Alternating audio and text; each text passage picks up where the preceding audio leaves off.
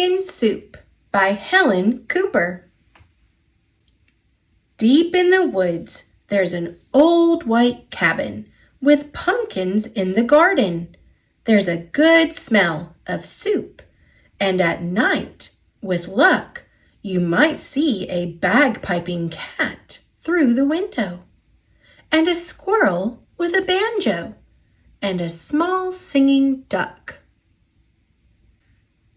Pumpkin soup, the best you ever tasted, made by the cat who slices up the pumpkin, made by the squirrel who stirs in the water, made by the duck who scoops up a pipkin of salt and tips in just enough.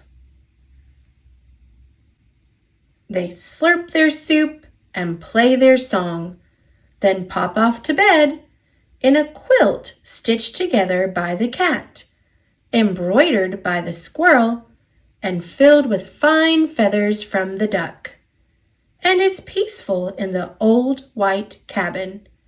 Everyone has his own job to do. Everyone is happy, or so it seems. "That's mine," squeaked the squirrel. "Stirring is my job. Give that back." "You're much too small," snapped the cat. "We'll cook the way we always have." But the duck held on tight until the squirrel tugged with all his might, and whoops, the spoon spun through the air and bopped the cat on the head. Then there was trouble, a horrible squabble, a row, a racket, a rumpus in the old white cabin. "I'm not staying here," wailed the duck. "You never let me help with anything." And he packed up a wheelbarrow, put on his hat, and waddled away. "You'll be back," stormed the cat, "after we've cleaned up." And the squirrel shook his spoon in the air, but the duck didn't come back. Not for breakfast, not even for lunch. "I'll find him," scoffed the cat. "He'll be hiding outside."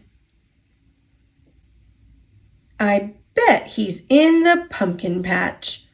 But the duck was not in the pumpkin patch. They could not find him anywhere.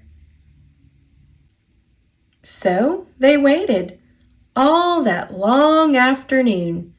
The cat watched the door, the squirrel paced the floor.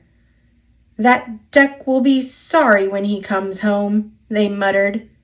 But the duck didn't come home, not even at soup time. The soup wasn't tasty. They'd made it too salty. They didn't feel hungry anyway.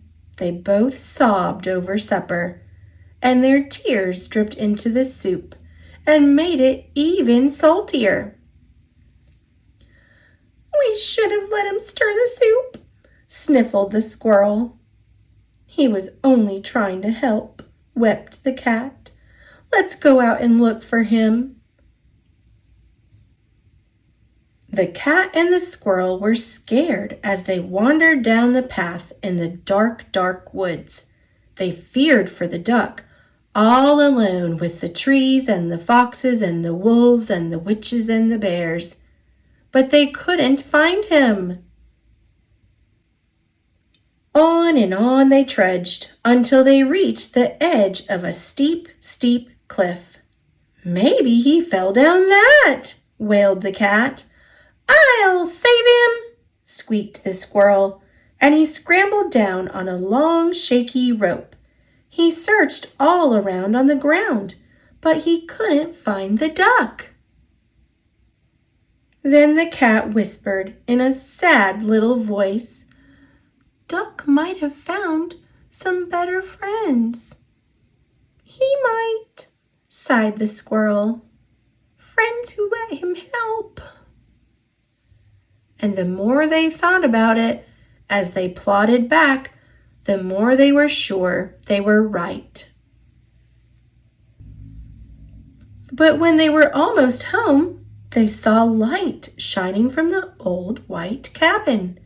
"It's Duck!" they shrieked as they burst through the door. And the duck was so happy to see them.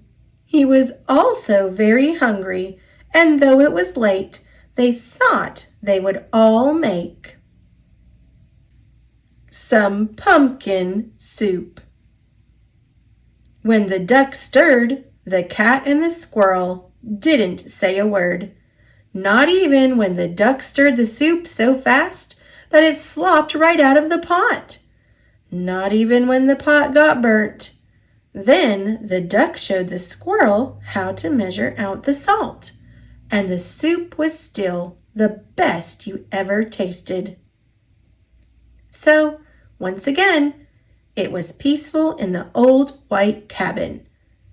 Until the duck said, "I think I'll play the bagpipes now."